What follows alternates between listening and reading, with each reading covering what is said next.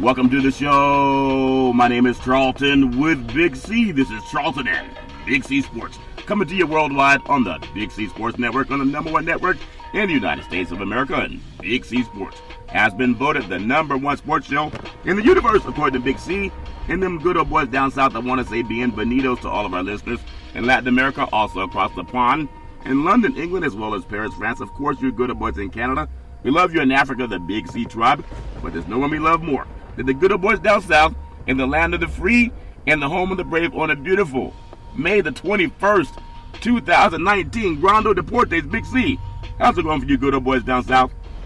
Charlton, it's almost been depressing down here today. You know, I've been sitting up listening to everybody across the media reports talk about how bad a guy Magic Johnson was and how dysfunctional the Lakers are and how people didn't pick the Warriors to win a game without Kevin Durant, that they were washed up. And right. Everybody's having to rescind all of what they say, and I'm almost starting to feel bad for them. Yeah, it's bad when you feel bad for a guy that has had the success. For 40 years, Magic Johnson been doing his thing. But if they're not talking about you, that means you're not doing anything. It's all fair and love and war. I just want to say so much happened in the world of sports. This NHL is really just amazing, and maybe not as many people are watching it with the Sharks and also the Blues, but we'll see how that winds up. And also NBA basketball last night, Golden State just doing their things, becoming the new dynasty of the NBA. Happens to be Golden State Warriors. Baseball, they're still swinging the bat. It's all fair and love and war. I do want to say today's show is sponsored by your Northern California Cadillac dealers, home of the all-new Cadillac Escalade, the standard of the world. When you go by and test drive yours, tell them Charlton and Big C sent you, as well as a fleet of Cadillac cars.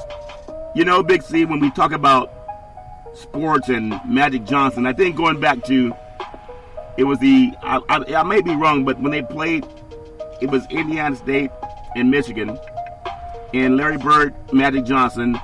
Who knew how great those guys would go on to become? But Magic has accomplished more than Larry Bird with the 5 championships. I think Bird only had 2. They're both Hall of Famers. Magic went into coaching, so did Bird. They went into the front office situation. Magic became a broadcaster, had a talk show, owns part of the Dodgers, owns about a 1,000 Starbucks or whatever, maybe 90. A philanthropist, someone who has just come from the bottom up, but he gets more criticism than Larry Bird when those two guys, black man, white man, made basketball relevant again. Why is the guy who's accomplished more coming to more scoring? Big C, your thoughts? Well, when you think about Magic Johnson, he's the iconic American success story, coming from nothing, obtaining everything. The only unfortunate thing when mainstream looks at it, he's an African-American male. If he was a white male, he'd be looked at in a much different light. I mean, there's never any criticism of Danny Ainge, and he's with the Celtics, and he came along those same tracks, Charlton. Yeah. But when you look at Magic Johnson, because he's able to write the narrative, that's one of the things that the media has never liked. When you look at all the broadcast shows via radio and television, and even print, they're always appalled when a black athlete or a former athlete can write the narrative. Yeah. They have a problem with that because it's not their words, it's the athlete's words. When Magic Johnson came out on television yesterday and wrote his own narrative, everybody said that was cruel, that he was trying to undermine the organization. No, Magic wanted to tell his story. That's what he wanted to tell, his side of the story, not to have somebody write an article on it. And that appalled everybody that's in the media. How dare you come out and be articulate and state what the facts are and not allow us to spin a narrative on it. That's what appalls so many people about Magic Johnson, is that he's been a stand-up guy. Regardless of what he's tried, whether he succeeded or failed in sports and in life, Charlton, he's been a stand-up guy for decades. And the media has a problem with that. They want to write a story like on Ezekiel Elliott or Kareem Hunt or Odell Beckham. That's what they want to see from a black athlete or a former black athlete. They want to see where they can draw some negative, derogatory story about these individuals instead of somebody coming out like Magic, who has all the mantra that anybody needs, regardless of ethnicity, and deliver things in his own words, Charlton. You know, it's interesting, Big C, as a person of color, when I first got started back in media, Ironically, and people can understand this, when I went to a sporting event, the first professional event was the 49ers and Chargers. It was with Fox Sports, with Matt and Summerall's crew, Mike Roy, and Fran Morrison with the Broadcast Associates. Most all the athletes on the field were black men, but I was one of a handful of black men on the TV side of things. And all that means is, if people want to know what a woman thinks, they usually ask a woman. If someone wants to know what it's like to have childbirth, they normally go to a woman and ask what it's like to give childbirth. Even with the governors down in Alabama wanting to overturn, Roe v. Wade, they don't ask women how it feels. It's men trying to make decisions for women. And when it comes to African American men, a lot of mainstream white American media, they're not accustomed to having someone that's very erudite, well-spoken, well thought out. They want to shucking and jiving, and when we don't behave that way, we become uppity. And I want to get your feeling if that makes any sense, your thoughts. Well, when you're speaking a monotone, you deliver what you're saying. You're not using all the hand gestures, and you're not saying you know what I'm talking about. When you're explaining what you're talking about, yes, that bothers mainstream. It's just like in slave times. They didn't want slaves to be read. They didn't articulate. They wanted to have them with a limited vocabulary and knowledge. Yes. When you look at the expansiveness of Magic Johnson, Magic didn't need the Lakers. The Lakers needed Magic to come in. They sought him out. Yeah. They sought out his advice. But when you look at a situation, and here's a guy who's visible and out creating relationships, and they say, well, he's not spending enough time in the office. If Magic understands the landscape of basketball, yes, building relationships, meeting with people, negotiating, you're not building all that just sitting in the office. You right. sit in the office when you don't have an outside entity that you deal with. That's right. There's never been anybody from the Dodgers organization to come in and say Magic's not spending enough time in the office. Yeah. When you look at a coach, Magic is not there to break down film. That's not what he's there. If Magic, and in this age of technology, who is glued to their office? Right. Everybody has everything they need in the back of the SUV that they're riding around in, Charlton. Yep. It's a mobile office. Magic has one of those. Yeah. He has a driver. So he doesn't have to sit at that one desk to do business. I think the biggest problem that people within the Lakers organization had is that they didn't know exactly what Magic was doing, who Magic had relationships with. Yes. A lot of times when you build personal relationships with other people, they're like, well, I didn't know you had contact with him. Right. And that was the problem that Pelinka and others had, is that Magic had relationships that they could never cultivate. Yes. Because he was Magic. People sought to be around Magic. LeBron James came to L.A. because of Magic. I mean, the Clippers were on the other side of the arena. He could have easily gone there. Yes. A much more stable organization, Charlton, that made the playoffs. Yep. But yet he chose to be with the Lakers because of his relationship and respect for Magic. Yeah, and I want to ask you this question, too. I know you've been around a lot of people that have whatever they want in life.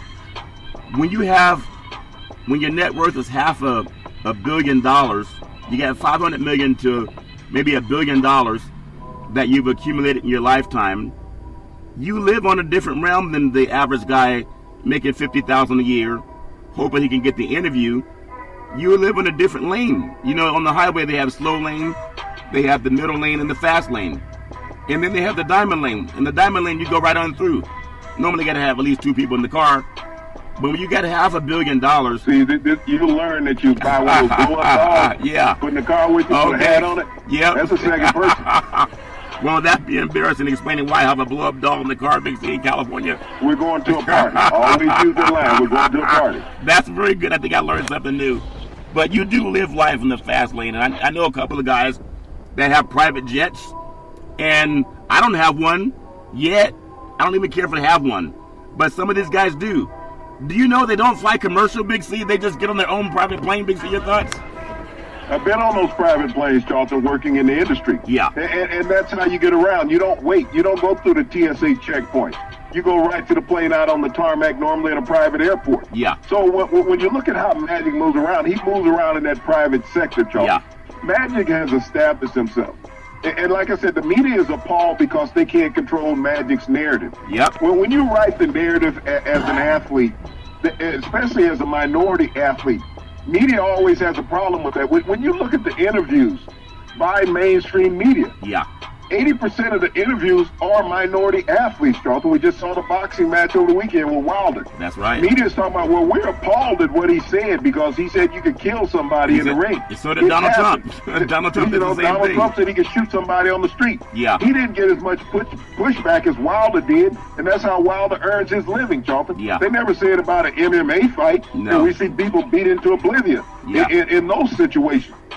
But Well, when African-American athletes are sought out by mainstream media to give the interview, to give the narrative, to be asked the stupid question over and over, Yes. hoping that they slip up and say something that they can undermine the article that they're writing about, Charlton. Yeah. You know, last night after the game in Portland, when they're sitting there and they're interviewing the players, Draymond Green took control of the podium. Yeah. They wanted the other players. You know, they went to Klay Thompson. He was the lightest black player they had right off the bat. That's the first person they went to. Doris Burke went to him. Yeah. I don't want Draymond up here. He doesn't look sexy on camera. Right. But Draymond commanded the mic. That's not what the media wants. They don't want the darkest African-American player commanding the mic. Draymond Green did that. He controlled the media session. Klay Thompson didn't want to talk. But that's what they wanted. They wanted an appearance. Steph Curry protected himself by putting his son up there. Yeah. And the media has been known, it's been a thing now in the media, don't put kids out there on the interview. Yeah. So Steph Curry took his son in there for that personal reason, not to be interviewed. He wanted his teammates to have that mantra in front of the mic. Yeah. And so when Draymond Green took control of the press conference, the media wasn't happy about that because now we got to show this black face all over television. You know, and I wonder, and I know that mainstream understands that. That's why even this thing in Hollywood that I'm seeing out here in California, everybody does what they want to do. It's weird though, Big C. And I'm not going to name any names because it's a sensitive thing for people. People suntan all the time. That means they don't look like what they would normally look like. And there are people who lighten their skin, those who darken their skin. So maybe it's just like having a different hairstyle is not that much of a psychological profile to profile somebody. People like different color shoes, different color cars, different color hair. You know, people blonde their hair, bleach their hair. You don't even know that they're not blonde until you see, you know, other parts of the root on the hair. But everybody has this image to want to fit in to mainstream. But I want to get your thoughts on something. As an African American man, I think I'm very well spoken, very erudite because I work at it. But many times when I speak to mainstream, they'll say, "Oh, you're very articulate." They don't go around saying that to their own kind. And what I often see, and I think many people can attest to this, is many sports talk shows, or even in any type of broadcast scenario, they'll have a person of color on there that may not speak all that well because they feel more comfortable if they can upstage the person of color. And I've heard some of those conversations when the person's not there, they'll say, "Well, he's not that well spoken," behind that person's back, not knowing that I'm there too. And I want to get your feeling. Do you see where, if mainstream feels that you're articulate like Ali, that you're more of a threat than some guy that's, yeah, you know what I'm saying? That make any sense? Your thoughts? It's always been a threat to society out there, Charlton, to have an African-American come in and be more articulate than the host of a show. Yeah. It's an intimidating thing that's put in front of them. It's like, how can I trip this guy up? And there's a half a dozen athletes, former athletes that are on these shows anyway, Charlton, Yeah. that are not that articulate. Yep. So you make the host look even better. You Yep. may have a championship or things of that nature, but that's not the reason why they have you on the show. Yeah. They want you on the show because you're not going to outshine, and at times you get a loss for words Yes. when you're doing a broadcast. Even though you have basketball knowledge and vernacular, you can't always keep up with the host Yeah. when they're actually speaking. Yeah. But when you look at a white analyst that is on a show, they never say that they're well-spoken and articulate. No, they don't. And you see them on baseball broadcasts, basketball broadcasts, and football broadcasts. You've never heard that, any of these broadcasts, well, he's a very articulate analyst. Right. You've never heard that. Yeah. But you hear that about black analysts. Well, he's well-spoken, he's well-read. You know, he's articulate. Yeah. And I heard that when I first got into broadcast. Well, you're very articulate.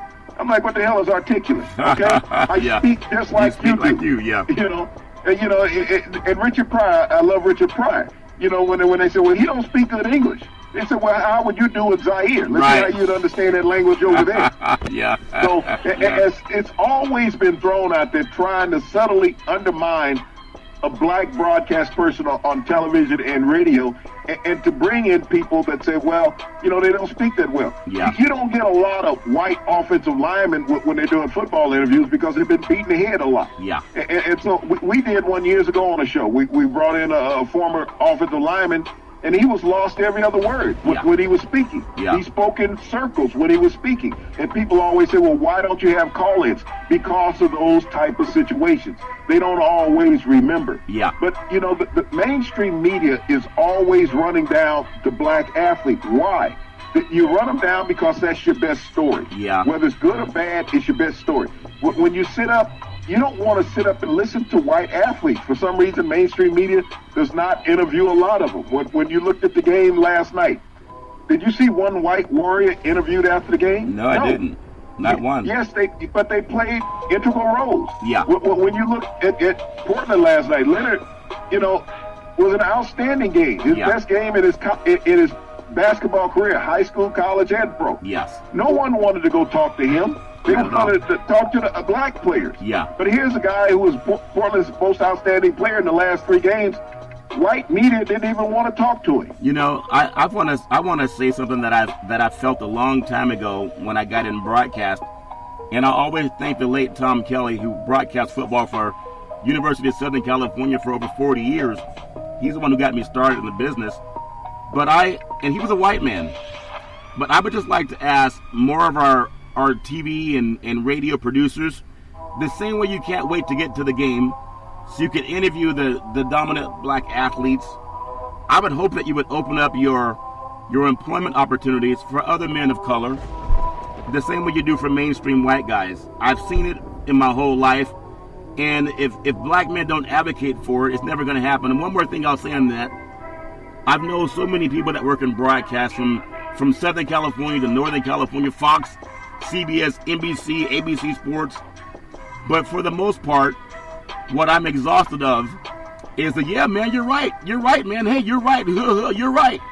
From the guy that they'll hire that's black to kiss the white guy's butt, even if he doesn't agree with somebody he says. And he will never stand up and say, wait a minute, that's wrong. So when I hear some of my white brethren in Northern California calling Magic Johnson a coward, they would never say that to his face. And if they put their resume next to his, theirs wouldn't even show up. But they can hide behind a microphone, and they tear down one of the most prominent black men in the universe because it's a dog whistle to other people. Like, boy, stay in your lane. I don't like that garbage. I'll shout it out. But I hear some of the other black brethren that are on the air, and they'll just say nothing, or they'll agree. Big C, your thoughts? Well, I heard a lot of black African-American analysts, broadcasters, go after Magic in a negative light. And that bothered me also, because now you're playing to the cronyism. Yeah. That, no, I'm against what Magic has said. I wouldn't do that. You would never be in the position that Magic was in to be that. You got a happy-go-lucky position on a show, and they're telling you, okay, you can't speak positive about Magic. You have to speak negative. You have to agree. And all of that is scripted, Charlton. There's a thing called a production meeting before any of these shows go on air. Yeah. Everything you see on television is scripted. There's a teleprompter and there's a production meeting. So when you think you're seeing people having a spat on the set, no, they talked that over already in the production meeting pre-broadcast. Yeah. That's how it's done, whether it's a live event or a taped event. That's how it's done. Yeah. So you've already, sided with the host that you're going to be against Magic, that you didn't appreciate the way Magic did things. Now, answer this for me. Every time an African-American player gets cut, does he go in and say that management was backsliding, they were backstabbing, that they didn't handle things professionally because they released them? And every one of those players that are on all these shows, Charlton, all these talk shows that you see on television, every one of those players have been cut. Yep. That's the reason why they're on these talk shows. Their careers are over, and I guarantee you they didn't retire voluntarily. No. They were let go and not re-signed. Yeah. Did they go and say that was a backstabbing move by management when they let them go and didn't re-sign them even though they still wanted to play? That they felt they had something left in the tank? Wow. I love what we do because it's real. I want to give a shout out to a gentleman by the name of Brent. He's with McClatchy West Marketing. He connects people with companies to increase their ROI in Northern California. He's also been a part of the New York market.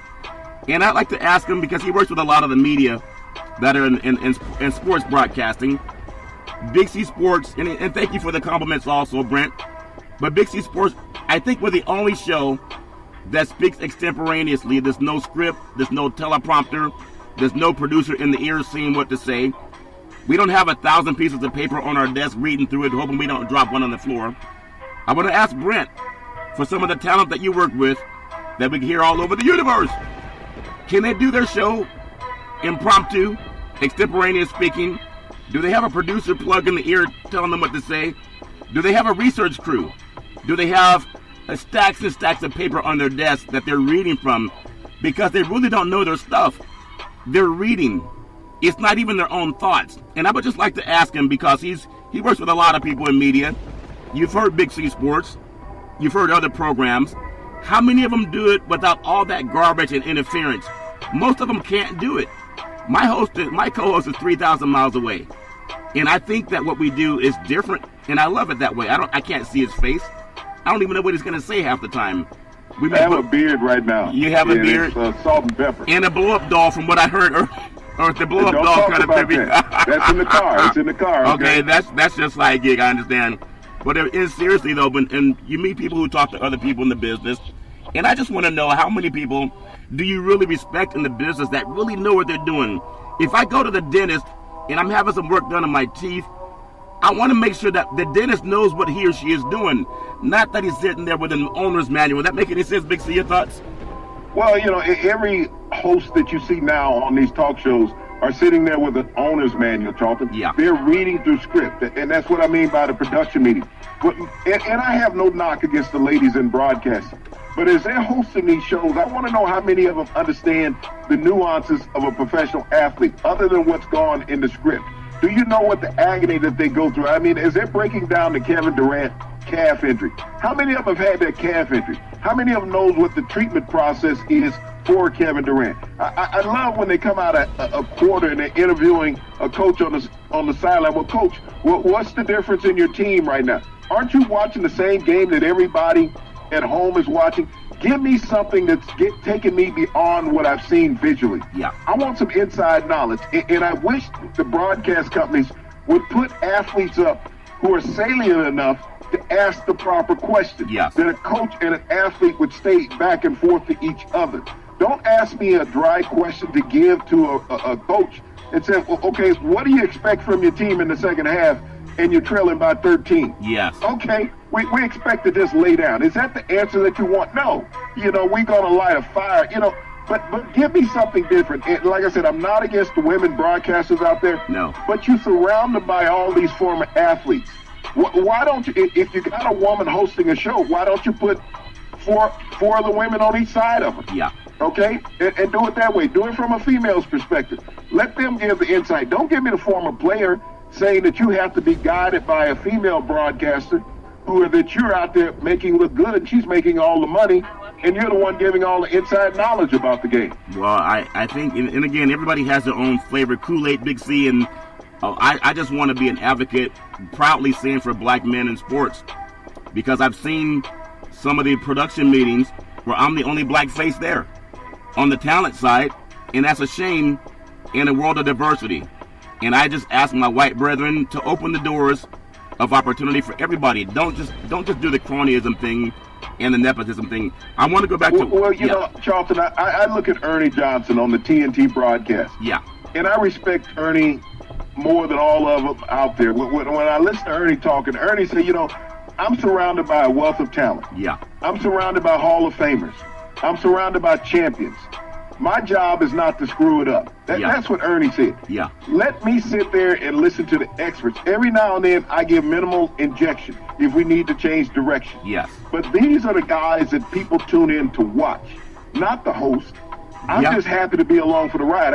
I got the greatest gig in the world. This is Ernie Johnson from TNT. Yeah. Is that I get to go to work every day and have fun listening to the greatest stories in sports. And I let them be themselves. If you compare that TNT broadcast to the other athletes that are on these broadcasts and the limitations that they're put under as far as what they can say and do and even have fun on a broadcast. Right. It's night and day. Yeah, it's night and day, and they really do a great job. Ernie's father also played baseball and was also in broadcast and opened some doors for him. I appreciate that. I want to bring up one more thing from yesterday. It goes without saying, Morehouse benefited from Robert Smith, one of the 14 African-American billionaires in this great country of ours. And to write off $40 million in debt from students was incredible. And the fact that he's a black man that did that is even more inspiring. As of 2019, there's 14 black billionaires in the world, and the United States included. In the USA, there's 1,800 billionaires. And I mentioned it before. Imagine if all black billionaires wanted to give and pay it forward, create philanthropy and education. We can create more millionaires in this country in the next 10 years. I'm asking for my white brethren to help also in really treating more black men and women as if they're athletes on the side of the employment line. And I know you know the difference. And I think that's so important. I want to bring up something that happened, Big C. A change in American military history. 34 black female cadets, the largest in West Point history, graduating, Big C. Your thoughts? Well, Charlton, when you look at the change of landscape, and we're talking about military power, the U.S. is the greatest military fighting force in the world. Yeah. And to have 34 female officers graduating from West Point. We know how segregated West Point has been over time. Yep. It's been very difficult for African Americans to get into that institution and move forward. And you think about how hard it's been for African American women to be in a leadership role in the military, right, even though they've always served throughout history in the military. But to have 34 cadet women graduating from West Point that are going to go into the leadership part of our nation's Army, Charlton. Yeah. That's a marvelous feat. That shows that times have changed, becoming more accepted and included in what mainstream is doing now for minorities, Charlton. Yeah. You don't just get into West Point and walk through and get a free pass. You have to get through every course there. You have to deal with every physical and mental strenuous test that you have to go through. Yep. These women have stood the test of time, Charlton, and graduating with honors from West Point. They're going to become officers as soon as they leave West Point, yes, in the military branches. And so when you think about, and this is something that I've always talked about, education. When you talk about what can society do, yes, to help out, as you spoke about Mr. Robert K. Smith, it's not about what society can do, Charlton. It's about what your parents can do. Yeah. You think about these 34 young ladies that are graduated from West Point. Look at their parents, what their parents endeared in them, Charlton, to move forward and help out in life. You think about the path that you can take. They took the path of education and leadership. Move right to the top, Charlton. Yeah. Don't worry about dribbling a basketball. Don't worry about watching a game on television. Yes. Deal with the academics, something that you can do the rest of your life. Yep.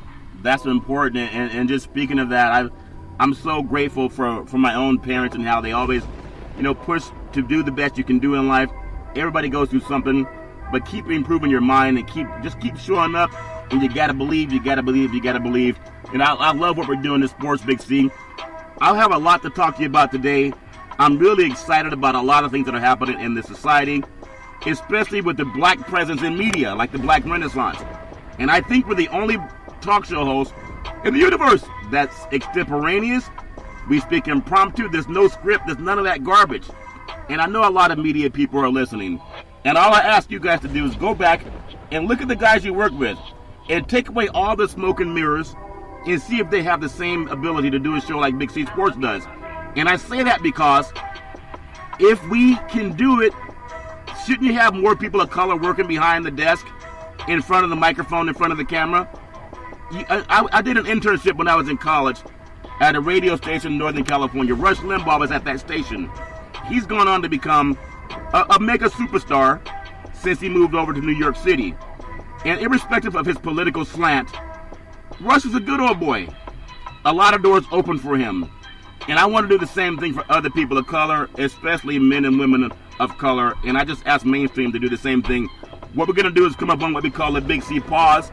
And after that Big C pause, we're going to come back and talk about some more things that are important to us in the world of the sports universe. We'll be right back in just a moment. All right, Big C, we are back after the Big C pause. You can follow Big C Sports on the iHeartRadio network, on Apple Podcasts, on Google Podcasts, also Xfinity Comcast. You can follow the Big C Sports Show. I want to just bring up something that happened last night. Golden State, they will seek their 5th finals in a row. They swept the Portland Trail Blazers, Big C, 119-117.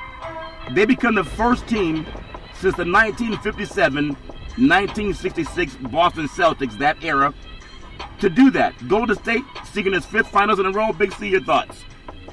Well, it's a marvelous feat to be able to accomplish that, Charlton. 5 consecutive finals appearances. Has not been done. The last professional organization to do that, Charlton, is the New York Rangers. Yeah.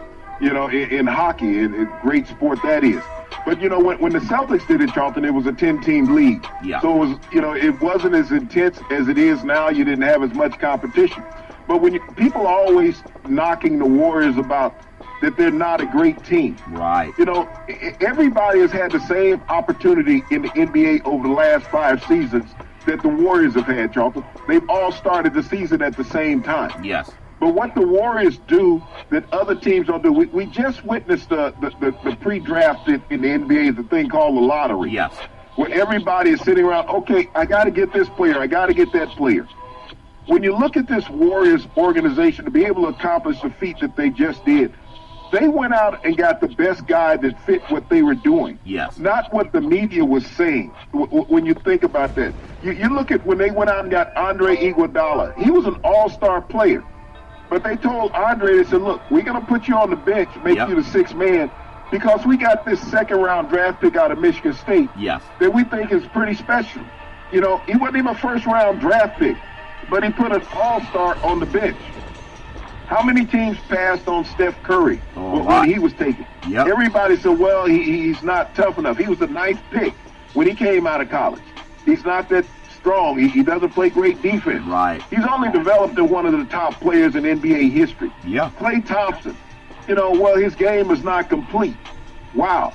5 championship series later, I guess his game is not complete now. When you looked at all the role players, Bell, these guys coming off the bench, McKinney, last night, Charlton, these were all players that other teams have passed on.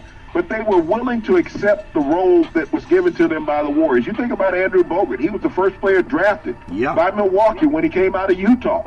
He was out of the NBA. He was down in Australia playing basketball. Yeah. Came back when the Warriors had a demand for a big man, when Cousins went down, and was ready to play to fill a role. Yeah. This is what you look at with this organization, Charlton. You have players that are willing to fill a role. You're not saying, okay, this guy has to be the star. I spoke about Draymond Green in the press conference. Yes. Anybody else who averaged a triple-double in an elimination series, Charlton, in a sweep, would have been the first guy that the media had gone to. Yeah. But because of Draymond's complexion, he is not the first guy sought out by the media. They went to Klay Thompson. Yes. Draymond Green did something that hasn't been done. Yeah. He averaged a triple-double in closing out a team in a series. Yep. And he was not even looked at by the media, as the leader. And yet he's a pseudo-leader of the Warriors. That man by man will tell you, we need Draymond Green. Yeah. Draymond will tell you they need everybody else back in the lineup. But everybody who witnessed this series against the Trailblazers, who witnessed the series against Houston, and you're going to say that Draymond Green has not been the best player in the playoffs, and I'm talking about East and Western Conference. He may not be that big-time all-star name that's up for MVP. Right. But if you took him out of the lineup, Charlton, over the last 5 years with the Warriors, we saw what happened 3 years ago when he was out of the lineup. Yeah. They lost a 3-1 lead and lost the championship. NBA special. So think about how special he is. The Warriors have lost everybody else and won. Draymond Green, they lost him and they've lost. And they lost. And it's just an amazing feat.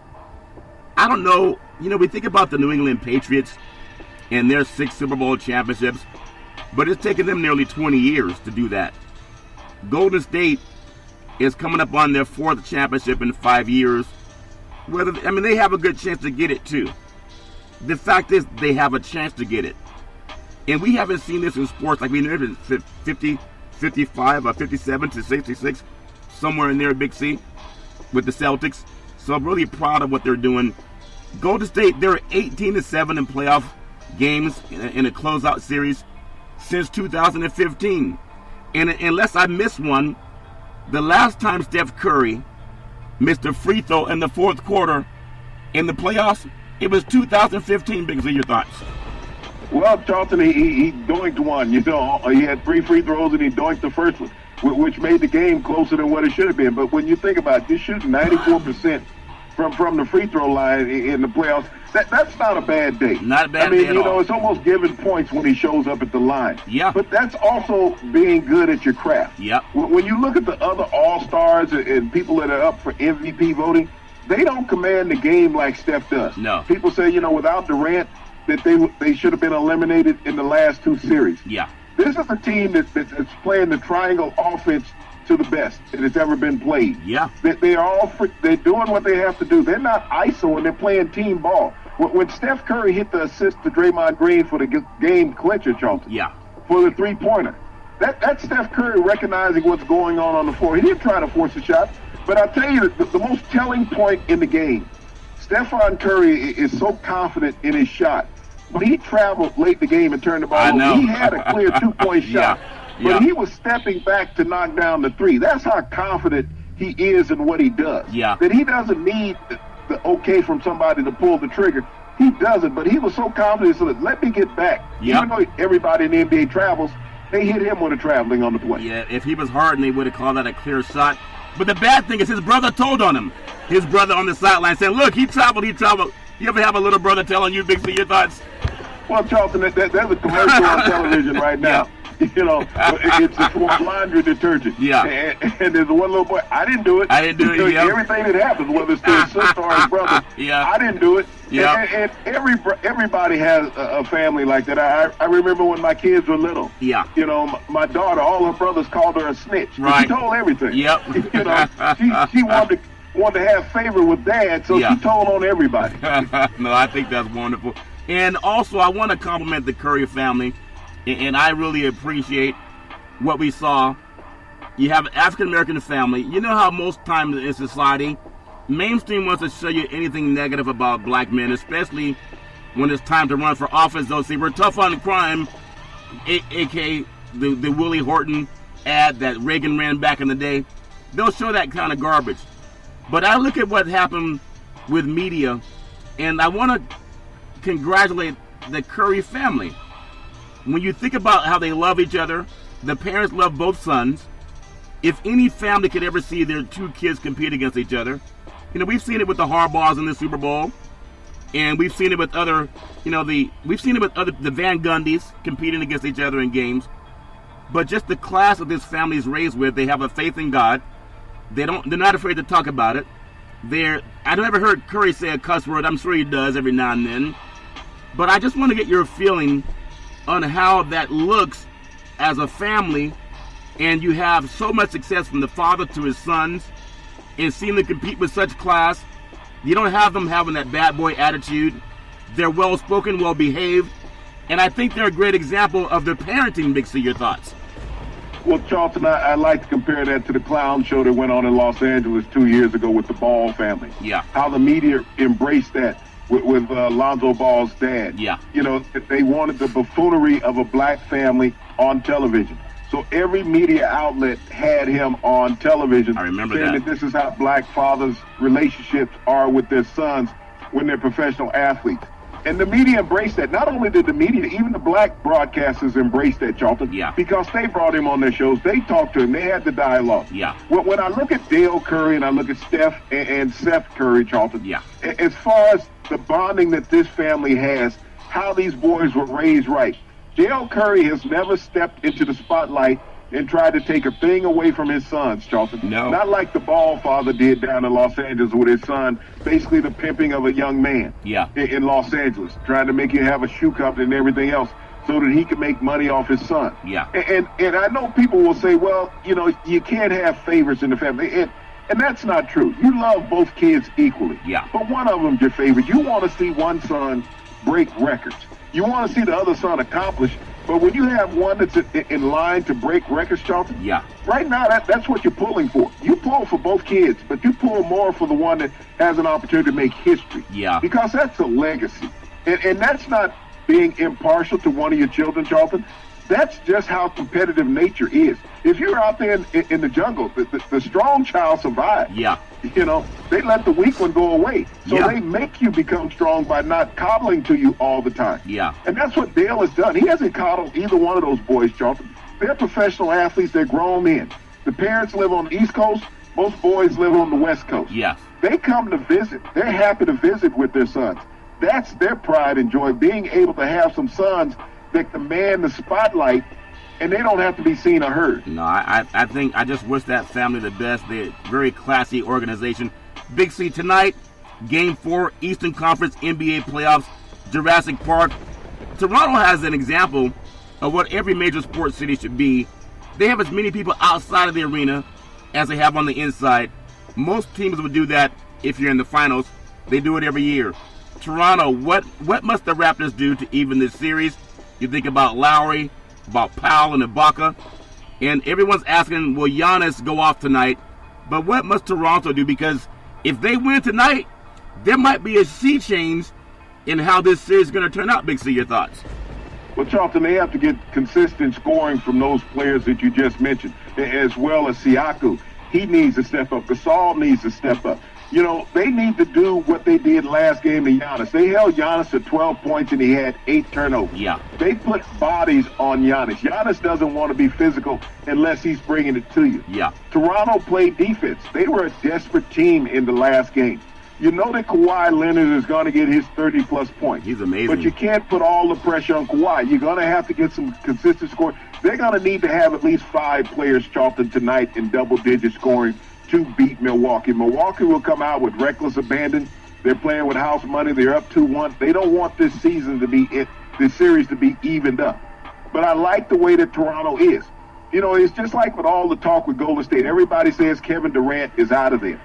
And where's Kawhi Leonard going? If Kevin Durant left Golden State, Kawhi Leonard would end up in Golden State.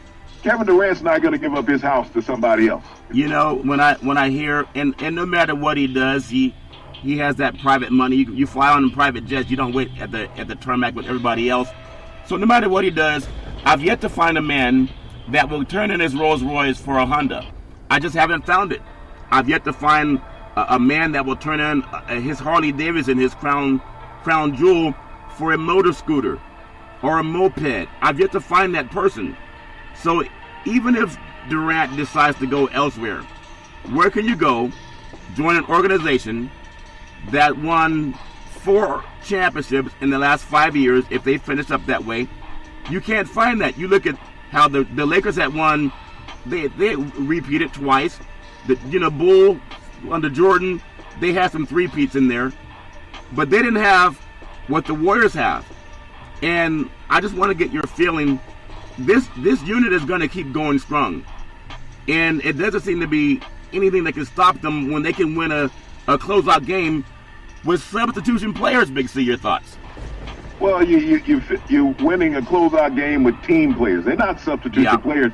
They're team players. There's a difference. These are guys who accept the role that they have. Yeah. They can be called on at any moment. And when you look at how Kerr has interchanged the lineup, this different starting lineup to match up with players that his opponent have had on the floor, Charlton, he's been answering the bell. Yeah. And so when you look at this Golden State team, and all the media keeps wanting Kevin Durant out of town, because they want a balance of power in the league. Yeah. They're saying it's bad for the NBA, for the Golden State to dominate. No, it's not. It's great. It's great to have legacy teams in sports, regardless whether it's baseball. Nobody said it was bad for baseball to have the Yankees as a dominant organization. Right. The Patriots in football. Then no one said that was bad. But now that the Warriors, because they're a minority ran team, yeah. When you look at it, other than Bogut, recently, right. They've been an all-black lineup, and people are like, wow, here it is in the Bay Area market. Yeah. We want this in Los Angeles. We want this in New York. Yeah. Well, LeBron James laid the blueprint for everybody going to a bad organization, regardless of how great a player that you are. Yeah. You can be the greatest player in the game, but as you say, you show up, you're the Bentley. Yeah. And they got a bunch of Hondas and Hyundais and Toyotas sitting around there on the other end of the court, Charlton. Then that's what you're playing with. They can't keep up with you. Yeah. You're not going to go out there in an Aston Martin and ask for a little tiny car putt-putt Toyota Prius to keep up with you. Yeah. That's what LeBron James is on the Lakers. Yep. He's an Aston Martin. Yep. And you got a lot of Toyota Priuses that can't keep up with him, Charlton. Yeah, and also to sound a little bit sexist, forgive me, everybody, and women can do it too. You don't turn in your what they call a supermodel girlfriend for a blow-up doll. That make any sense? Look, or maybe you do. I'm trying not to take that personal, Charlton, okay? Yeah. The thing about that doll, Charlton, there's a lot of loyalty there. And it's not going to put me in the same type of situation that Ezekiel Elliott is. Yeah. I'm not going to get into an argument. If things are going to go my way, you know, when you're the alpha, you're the alpha. You're the alpha. Because I can let that air button loose, Charlton, and it's deflated. Yeah. Wouldn't Bob Kraft have wished that he would have found that blow-up doll instead of what he found in Southern Florida? Big, your thoughts?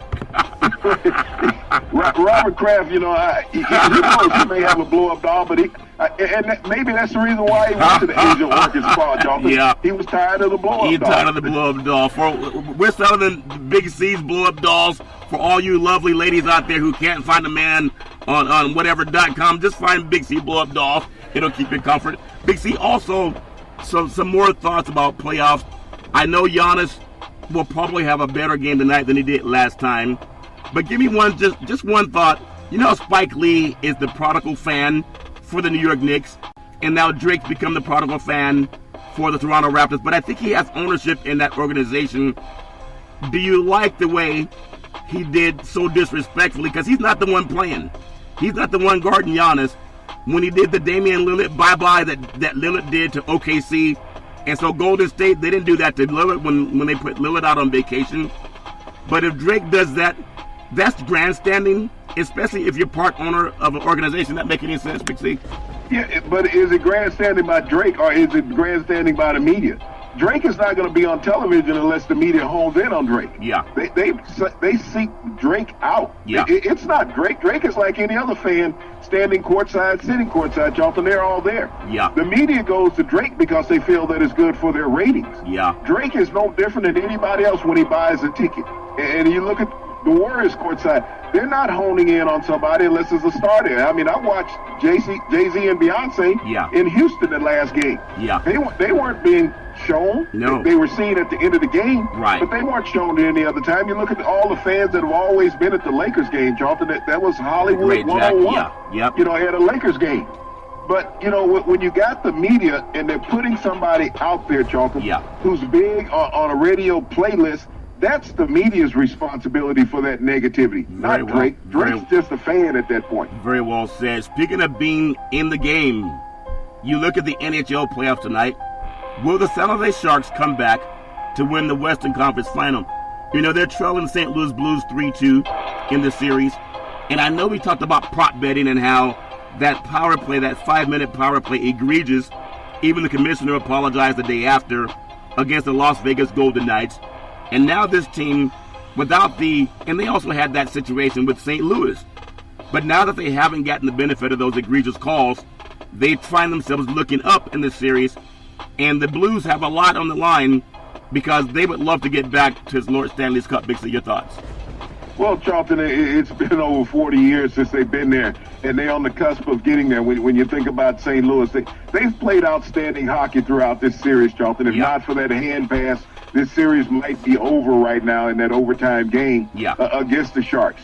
But right now, Charlton, this is a team of destiny, it seems. The Sharks would have to pull out something miraculous along with a bet from the refs, to get past the Blues in this series. And some blow-up refs, I understand, Big C. They could really have to use that.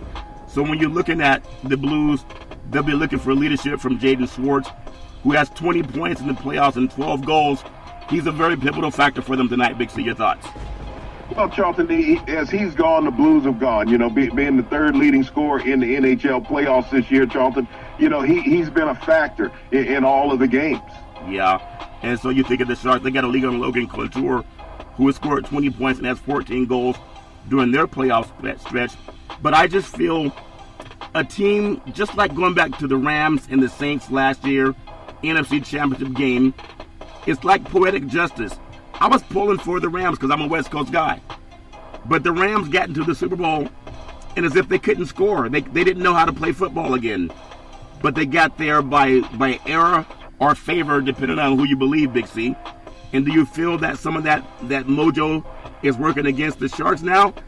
Do they feel that they can win if they're not getting some calls on their side? Your thoughts?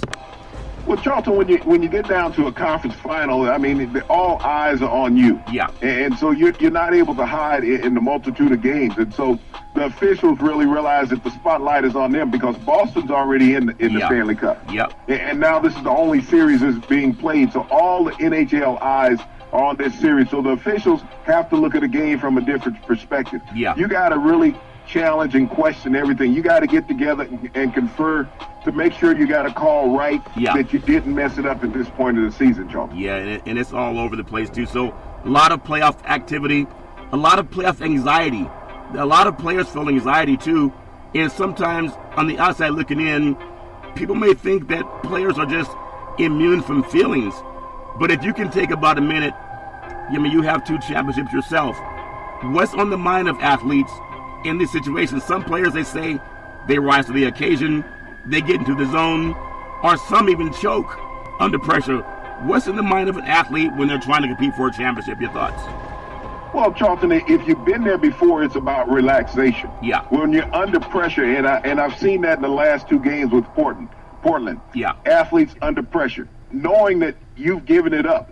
2 games ago against Golden State in Game 3, when Golden State took a lead in the game, I saw Damian Lillard like, okay, it's all over. What McCullough said, it's all over. This was 5 minutes to go in the game. Golden State came back from a 17-point deficit, took the lead, and they're like, it's over. Yeah. I saw it again in the game, Charlton, is that you have a guy that's dominating a game.